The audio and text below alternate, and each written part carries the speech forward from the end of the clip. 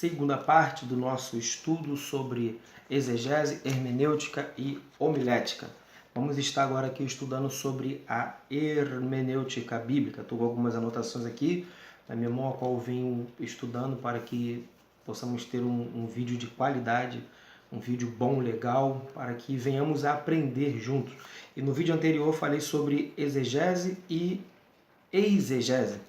E nesse vídeo vamos estar explicando um pouco sobre a hermenêutica. Então a palavra hermenêutica, ela quer dizer ou tem o significado interpretação correta dos textos bíblicos. Ciência de interpretar um documento. Como está a sua interpretação acerca da palavra de Deus? Nós temos que ter esse conhecimento. Nós temos que trabalhar em cima dessa hermenêutica. Não podemos estar pegando versículos isolados e jogando achando que é dessa forma que vai acontecer, que não vai acontecer. Você vai estar passando um conhecimento muito raso para a igreja, para quem está recebendo, e muitas vezes não tem uma ligação correta, porque a Bíblia ela interpreta-se por ela mesma. Então, hermenêutica, ciência de interpretar corretamente um documento. Nós temos aqui, e nesse contexto, por exemplo, nós temos aqui alguns livros que estão na Bíblia, mas que quase não são lidos. Isso é muito grave. Nós temos alguns livros que estão na Bíblia, mas eles quase não são lidos. Se você pede até para, num culto, abrir naquele livro tal, muita gente não sabe onde está. Se está no Antigo, se está no final do Antigo Testamento, se está no início, se está no meio, porque quase não é lido. Eu vou citar alguns exemplos aqui. Por exemplo, Judas, Tito, Ageu, são livros que estão na Bíblia. Filemão, uma carta, e às vezes você não tem contato direto com essa história. Isso faz com que a sua interpretação, a sua hermenêutica bíblica fique muito defasada. Ela fica faltando itens, porque você não tem um contexto direto. Por exemplo, vou dar um exemplo como eu citei aqui. Nós temos o livro de Judas, que quase não é lido. Nós temos o livro de Tito, que são livros proféticos. Nós temos também um livro chamado Ageu. Eu vou dar um exemplo. Se você não tiver conhecimento desses livros, o que acontece? A sua interpretação bíblica, deixando que ela se interprete por ela mesma, ela fica defasada, fica uma coisa sem significado, sem sentido. Por exemplo, o livro de Ageu, no capítulo 2, vai falar sobre a glória da segunda casa, a glória do segundo templo. E esse segundo templo, para que você possa ter um melhor entendimento, você precisa de contextualizar o livro de Ageu com o livro de 1 Reis, onde você vai ter a comparação do templo de Salomão, o primeiro templo, e você vai ter a comparação com o segundo templo. Por exemplo, muita gente usa o que está escrito em Ageu 2, no versículo 8, de uma forma errada. Quando a pessoa ela contextualiza isso, voltando no vídeo anterior, a exegese, quando você quer impor alguma coisa dentro do texto que não existe. Então a pessoa ela contextualiza de uma maneira errada, ela pega o que ela acha, o querer dela, e tenta colocar ali. Aí começa a deturpação e vai dando tudo errado. Então no livro de Ageu 2, no versículo 8, tem essa passagem aqui, esse trecho muito conhecido da igreja. Eu vou ler aqui para os irmãos. Tá assim, minha é a prata, meu é o ouro, diz o Senhor dos Exércitos. Aí a pessoa pega esse contexto isoladamente, assim como muitos usam Malaquias 3,10, isoladamente, e usa trazendo isso para as finanças. E isso é muito perigoso, usar um contexto, usando um texto sem um contexto, porque tem até uma frase que diz, texto sem contexto é pretexto para heresia. Então, quando a pessoa pega isso, se você ler o livro de Ageu, que foi um profeta menor, Ageu 2, lá na epígrafe, no início do texto, no título, diz assim, a glória do segundo templo está sendo direcionada para um local. E para que você possa ter um entendimento certo e correto da hermenêutica, princípio básico, usando a perícope, que é aquele texto principal, sabendo que anterior a ele existe um contexto e posterior a ele também existe um contexto. Não necessariamente no versículo anterior ou posterior, não. Eu posso pegar, por exemplo, aqui um versículo em Ageu, que esse versículo vai estar contextualizado com lá em Reis. Vou dar um outro exemplo muito claro. Em João 1 diz que no princípio era o verbo era Deus, o verbo estava com Deus. E ele continua dizendo que tudo que foi feito, se não fosse por intermédio dele, nada do que foi feito existiria. Esse texto está contextualizado lá no início, quando Deus ele fala, façamos, Deus está palestrando, falando com alguém, façamos o homem a nossa imagem, segundo a nossa imagem e nossa semelhança. Então, olha a distância.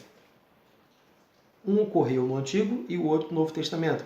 E aqui no livro de Ageu também é contextualizado. Então nós não podemos esquecer um princípio básico da hermenêutica que vou ler aqui na minha colinha, saber para quem e quando esse texto foi escrito e com qual intenção. Qual foi a intenção que Deus ele falou para o profeta Ageu? Minha é a prata, meu é o ouro, diz o Senhor dos Exércitos. Vou resumir essa história aqui rapidamente. Historicamente você precisa saber, geograficamente você precisa saber, economicamente você precisa saber para que você tenha esse aprendizado. O primeiro templo de Salomão, nós vamos ver na história que Davi ele vai juntando os utensílios, despojos das guerras, e ele vai juntando para que no tempo certo Salomão pudesse edificar esse templo, pois foi uma promessa que Deus fez através do profeta para Davi, porque Davi queria edificar e Deus não permitiu. Então, do ombro de Davi, da descendência de Davi, seria levantado um que iria edificar. Eu estou falando isso historicamente. E quando Davi ele constrói, colocando em pesos e medidas no dia de hoje, o Templo de Salomão somente com ouro tinha aproximadamente 1,5 toneladas de ouro, ou seja, 1.500 quilos de ouro. No primeiro templo, 1.500 quilos de ouro aproximadamente. E na segunda construção do templo, o povo começa a ficar meio cabisbaixo, meio triste, porque o próprio Deus, ele falou aqui, e eu vou ler aqui mais uma vez, Deus diz assim, em Ageu 2, no verso 3, olha o que o próprio Deus ele fala. Quem há entre vós que, tendo ficado, viu esta casa na sua primeira glória, e como a vedes agora? Não é esta como nada em vossos olhos comparados com aquela. Aquela o quê? A primeira casa, o primeiro templo, o templo que Salomão tinha edificado. Então Deus está colocando uma conversa com o centro, a construção do templo. Então nós não podemos fugir desse parâmetro.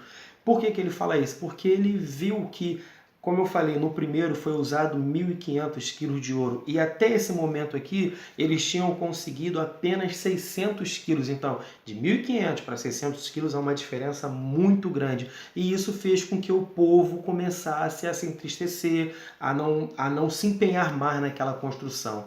E ali Deus chega para o profeta e diz para ele, minha é a prata, meu é o ouro. O que Deus ele quis dizer ali? Ele quis dar um alerta para aquele povo, se eu quiser, eu envio toda a prata, eu envio todo o ouro, porque meus são eles me pertencem, eu não estou preocupado com isso não. Eu não estou preocupado. A glória da segunda casa será maior do que da primeira. Então a comparação ali do ouro e da prata foi referente a isso. A comparação das duas casas. Não tem nada a ver com as pessoas falam, você está passando por essa vida, você não pode, você tem que ter um carro novo, ter uma casa nova, porque o teu Deus é o dono do ouro e da prata. Não tem nada a ver isso, porque as pessoas não usam a hermenêutica bíblica. E vocês podem estar percebendo que em alguns momentos aqui eu estou usando tanto a hermenêutica quanto a exegese para poder estar contextualizando ali um todo.